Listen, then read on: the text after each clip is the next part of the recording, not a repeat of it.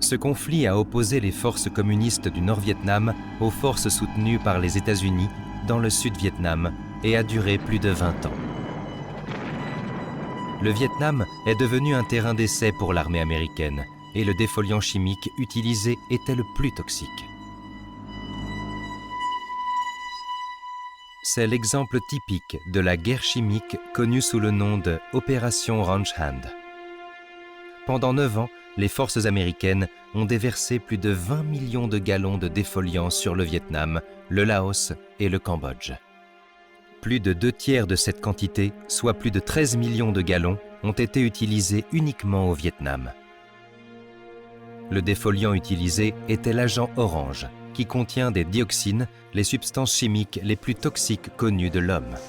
La logique est simple. Si l'ennemi se cache sur le terrain et dépend de la terre pour sa survie, la pulvérisation de l'agent orange sur les arbres et les cultures détruira ces plantes et permettra de remporter la guerre. Cependant, les conséquences désastreuses de cette stratégie étaient loin d'être simples.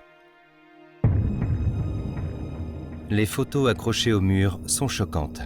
Elles présentent des enfants nés peu de temps après la fin de la guerre. Elles paraissent quasi irréelles. C'est difficile à concevoir que de telles tragédies peuvent exister dans notre monde.